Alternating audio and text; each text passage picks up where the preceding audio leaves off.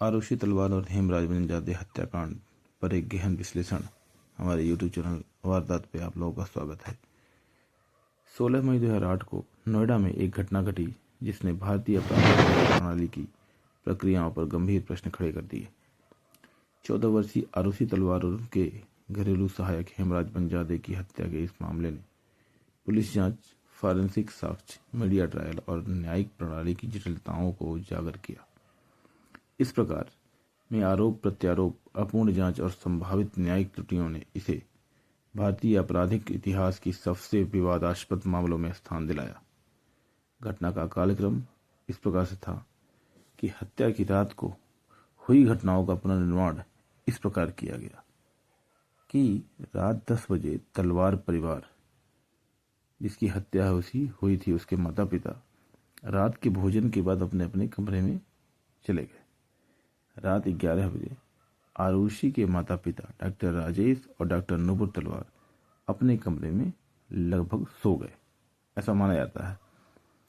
रात 12 से 1 बजे के बीच संभावित हत्याकांड हुआ। सुबह 6 बजे नुपुर तलवार ने अपनी बेटी के कमरे में उसका शव पाया। प्रारंभिक जांच में संदेह हेमराज पर गया, लेकिन जब उसका शव छत पर बरामद हुआ तो पूरा घटनाक्रम नया मोड़ ले गया। जांच और प्रक्रियागत त्रुटियां क्या क्या हुई। हत्या के बाद की जांच में कई त्रुटियां पाई गई। घटनास्थल की सुरक्षा में चूक, पुलिस ने साक्ष्यों को संरक्षित करने में लापरवाही बरती, जिससे संभावित फॉरेंसिक प्रमाण नष्ट हो गए।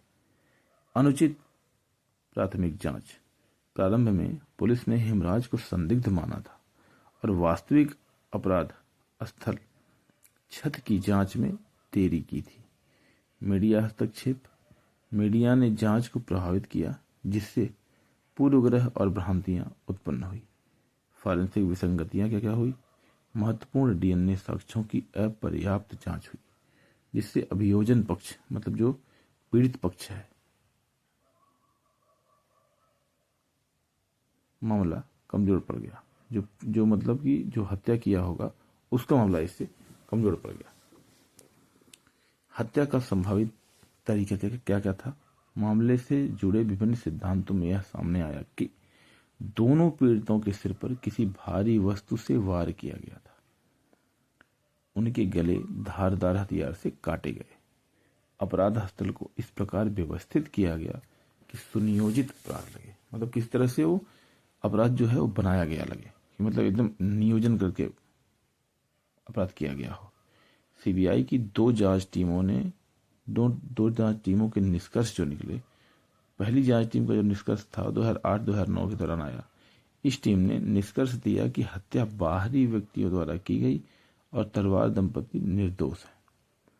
दूसरी जांच टीम के जो टाइम था वो 2010 से 13 के बीच में था। सीबीआई ने की दूसरी टीम ने निष्कर्ष निकाला कि हत्या तलवार दंपति ने अंजाम दिया। उनकी थ्योरी के अनुसार राजेश तलवार ने आरुषि और हेमराज को आपत्तिजनक स्थिति में देखा और गुस्से में हत्या कर दी। अपराध छिपाने के लिए उन्होंने शवों को पुनः व्यवस्थित किया।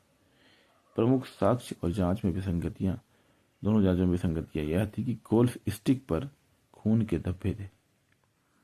तलवार दंपति के घर में मिली गोल्फ स्टिक पर खून के निशान थे, लेकिन फॉरेंसिक परीक्षणों में अस्पष्टता बनी रही।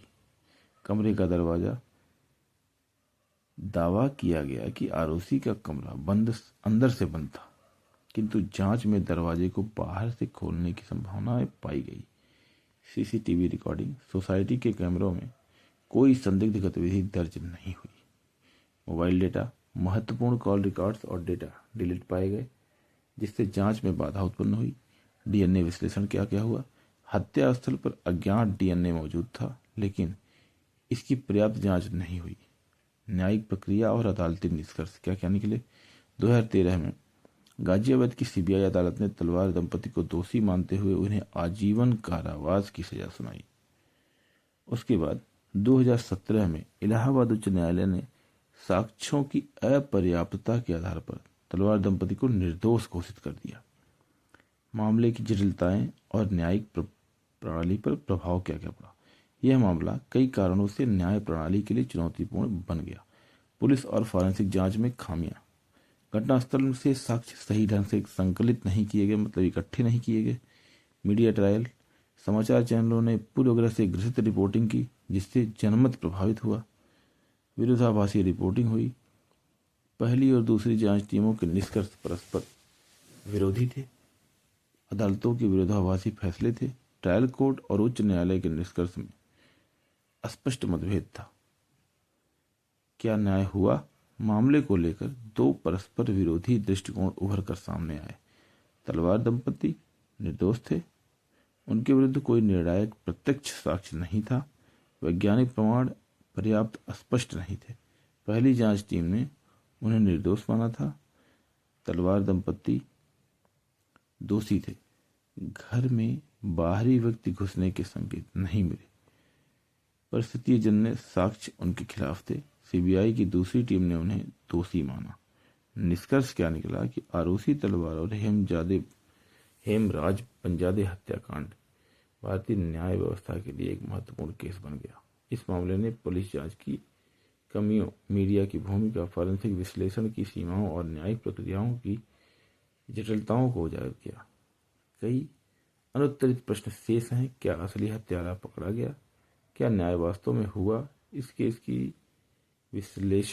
का विश्लेषण आने वाले वर्षों तक भारतीय आपराधिक न्याय प्रणाली के अध्ययन के लिए एक संदर्भ बिंदु बना रहेगा। धन्यवाद।